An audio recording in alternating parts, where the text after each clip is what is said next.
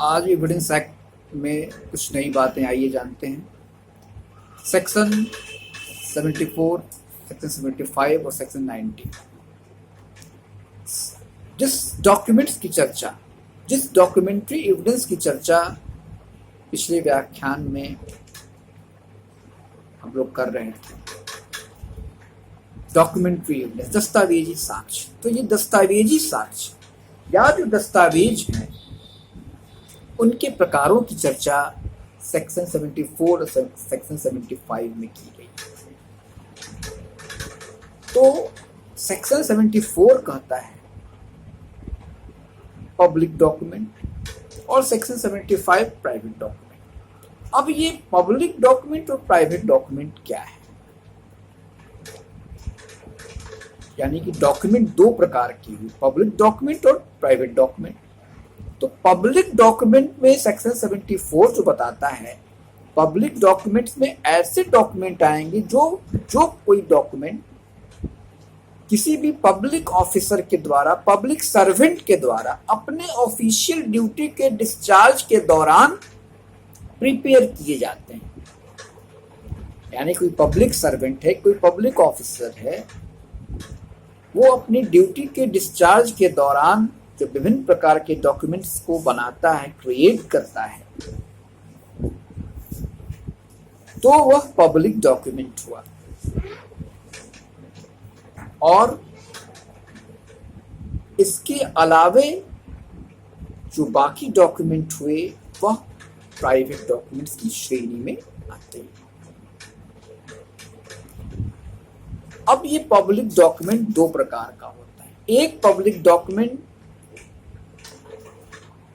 किसी भी sovereign authority के द्वारा बनाया गया कोई भी दस्तावेज, इंक्लूडिंग भारत, इंक्लूडिंग इंडिया, यानी कि संसार के जितने सारे देश हैं वहां का ऑफिशियल रिकॉर्ड, ऐसे समझे ऑफिशियल रिकॉर्ड भारत समेत, यानी भारत को लेके दुनिया के अन्य देशों, भारत के साथ साथ दुनिया के अन्य देशों में जो ऑफिशियल डॉक्यूमेंट हैं, जो सरकारी दस्तावेज हैं, जिन्हें पब्लिक ऑफिसर्स ने, पब्लिक सर्वेंट ने अपने ऑफिशियल ड्यूटी के डिस्चार्ज के दौरान बनाया है, वह सभी पब्लिक डॉक्यूमेंट होंगे।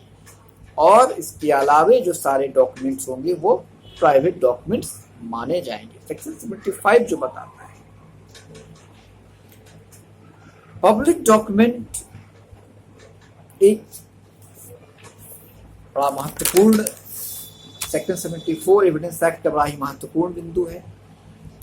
देखिए इसको, the following documents are public documents forming the acts और records of the acts of the sovereign authority, यानी सॉवरेन अथॉरिटी है उनके एक्ट्स और records of official bodies and tribunals of public officers, legislative, judicial, executive of any part of India और of the commonwealth और of a foreign country.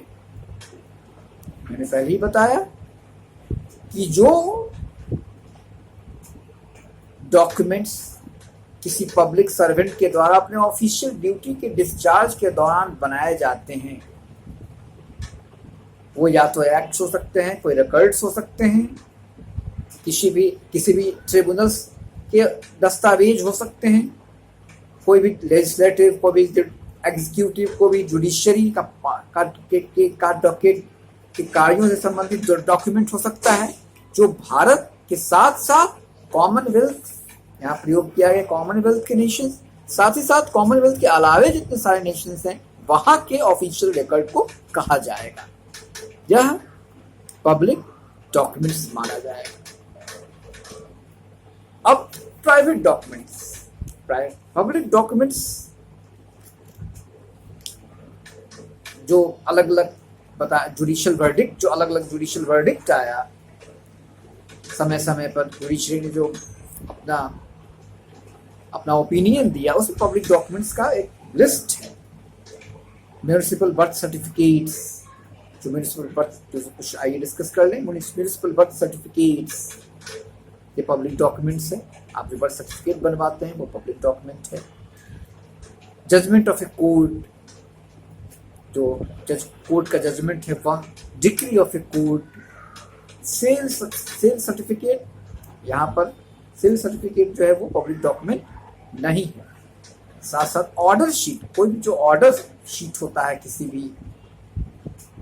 भी संस्था का, आप न्यायालय में भी देखते हैं कि हर केस का एक ऑर्डर शीट होता है, या किसी भी संस्था का जो उसके डे टू डे की ड्यूटी के डिस्चार्ज के दौरान जो ऑर्डर शीट ड्रॉन होता है वह पब्लिक डॉक्यूमेंट है। सर्च वारंट जो इशू होता है, जो सर्च वारंट का जो इशू होने का जो ऑर्डर होता है वह पब्लिक डॉक्यूमेंट है। डिपोजिशन, जो किसी न्यायालय की कार्यवाही के दौरान गवाह जो डिपोजिशन जो गवाही दर्ज कराता है वो पब्लिक डॉक्यूमेंट है।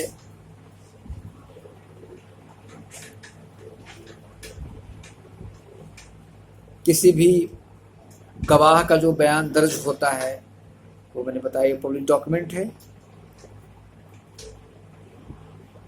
कॉन्फेशन और स्टेटमेंट जो है वो सेक्शन 164 सीआरपीसी के तहत जो दर्ज कराया जाता है वह पब्लिक डॉक्यूमेंट है। इन सबों के अलावा एक लंबी लिस्ट है। समय समय पर जुडिशरी ने एक बड़ा महत्वपूर्ण जो निर्णय दिया है अलग अलग अपने वर्डिक्ट में, वो पब्लिक डॉक्यूमेंट को बताता है। अब जो प्राइवेट डॉक्यूमेंट, इन सबों के अलावा जो डॉक्यूमेंट्स होगा वो प्राइवेट डॉक्यूमेंट होगा। उसका जुडिशरी ने अलग अलग जो एक वर्डिक्ट दिया उसी के आधार पर ये प्राइवेट डॉक्यूमेंट है। वो एक्सट्रैक्ट्स फ्रॉम न्यूज़पेपर की कुछ का जो कुछ एक्सट्रैक्ट होता है वो प्राइवेट डॉक्यूमेंट होगा। एफिडेविट्स एंड लेटर्स, शपथ पत्र और लेटर्स होंगे वह प्राइवेट डॉक्यूमेंट होंगे। इस सेल सर्टिफिकेट, मैंने पिछले सेक्शन 74 में कहा कि सेल सर्टिफिकेट प्राइवेट डॉक्यूमेंट होगा। इन्वेस्टिगेशन के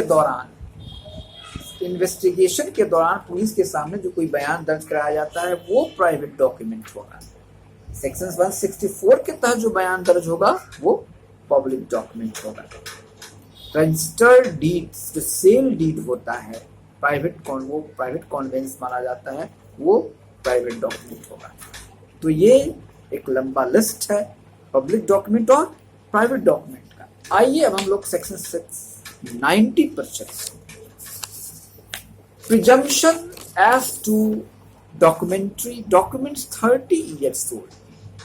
कानून, जब आप दस्तावेजी साक्ष्य प्रस्तुत करते हैं अपनी बातों को साबित करने के लिए, तो उसमें कुछ नए डॉक्यूमेंट्स को भी प्रूफ देते हैं और कुछ पुराने डॉक्यूमेंट्स को भी प्रूफ कर देते हैं अपनी बातों को साबित करने के लिए। तो न्यायपालिका के सामने कभी कभी बड़ा यक्ष प्रश्न उपस्थित हो जाता है कि जब बहुत पुराना डॉक्यूमेंट उसके सामने प्रस्तुत किया जाता है और उससे कोई सपोर्ट करने वाला कोई आके कह नहीं सकता है कि ये डॉक्यूमेंट इनके सिग्नेचर में है, ये डॉक्यूमेंट इन्होंने लिखा था, ये डॉक्यूमेंट इस परिस्थिति में लिखा गया था, ये इस डॉक्यूमेंट के अटेस्टिंग विटनेस हम हैं, ये कहने वाला कोई नहीं रहता है, ये डॉक्यूमेंट मेरे पेन में लिखा गया है, अटेस्टेटर ने हमको कहा कि आप इस पर पेन कीजिए, मेरे पेन से लिखा गया, मेरे सिग्नेचर से ये लिखा गया है डॉक्यूमेंट। जनरली ऐसा होता है कि जब लिखने वाला है, अटेस्टेटर है, वो नहीं लिख पाता है तो एक व्यक्ति को अधिकृत करता है कि मेरे बदले में आप लिखिए। तो ऐसे व्यक्ति न्यायालय के सामने नहीं आ पाते हैं। तो वैसी स्थिति में कानून क्या करे? तो कानून को मानना पड़ता है, प्रिजम्प्ट करना पड़ता है कि जो एंशिएंट डॉक्यूमेंट हैं, नए डॉक्यूमेंट तो प्रूफ हो जाएंगे, जो पुराने डॉक्यूमेंट हैं, एंशिएंट डॉक्यूमेंट हैं, उन्हें किसी भी प्रूफ के लिए फॉर्मल तरीका जरूरत नहीं है, फॉर्मल विटनेस से वो प्रूव नहीं किया जा सकती। अगर वो प्रॉपर कस्टडी से बाहर आते हैं कोई एंशिएंट डॉक्यूमेंट, तो उसे जेन्युइन माना जाए और उसको एडमिट कर लिया जाए बतौर एविडेंस। यही है document presumption as to document 30 years old, where any document purporting or proved to be 30 years old। ये बात तय है, सत्य है कि कोई डॉक्यूमेंट जो प्रस्तुत किया गया है न्यायालय के सामने 30 years old है, 30 वर्ष या 30 वर्ष से ज्यादा का है, is produced from any custody which the court in the particular case considers proper। Court उसको मान लिया कि हाँ ये सही है, प्रॉपर कस्टडी से आया है। The court may presume that the signature and every other part of such document which purports to be in the handwriting of any particular person is in that person's handwriting, and in the case of a document executed or attested, and that is duly executed and attested by the persons by whom it purports to be executed and attested। यानी कि ये जो document पर जो signature है, जो contents है इसका, वो सभी अक्षरशः सही हैं, क्योंकि वो व्यक्ति अब यहाँ अवेलेबल नहीं है और उसके जो स्क्राइब हैं वो भी अवेलेबल नहीं है, तो कैसे इसको माना जाएगा कि ये और प्रॉपर कस्टडी से वो आया है। इसका तब उसका एग्जीक्यूशन, उसका अटेस्टेशन, उसका आइडेंटिफिकेशन, ये सभी भी पूरी तरह से जेन्युइन है, ट्रू है। कोर्ट प्रिजम्प्ट कर लेगा, कानून मान लेगा कि एंशिएंट डॉक्यूमेंट को हम अब फॉर्मल प्रूफ की इसकी जरूरत नहीं है, फॉर्मल कोई प्रूफ है ही नहीं, खोज कर आ जाएंगे, वो फॉर्मल प्रूफ नहीं आएगा कोई इसको प्रूफ करने के लिए। तब जो लिखा, जो अटेस्ट किया, जो एग्जीक्यूट किया या जो अटेस्टिंग विटनेस है वो सभी जा चुके हैं, डिस्क्राइब भी जा चुका है, वो है ही नहीं, और कोई ऐसा व्यक्ति भी नहीं है जो उसको फॉर्मल तरीके से प्रूफ कर दे। तब ऐसे डॉक्यूमेंट को हम यानी कोर्ट मान लेगा या जेन्युइन है, ये ट्रू है। यही है प्रिजम्पशंस, कानून मान लेता है ऐसे डॉक्यूमेंट को, एंशिएंट डॉक्यूमेंट्स को, यहाँ भाई ये सही है, इसको फॉर्मल प्रूफ करने की जरूरत नहीं है, बशर्ते वो प्रॉपर कस्टडी से आया हो, एक सही ट्रू आदमी के पास से वो व्यक्ति वो डॉक्यूमेंट निकल के आया हो सामने। एविडेंस एक्ट न्यास, हमारा व्याख्यान इतना ही। आगे के सेशन में फिर कुछ नई बातें हम लोग सीखने का प्रयास करेंगे। धन्यवाद।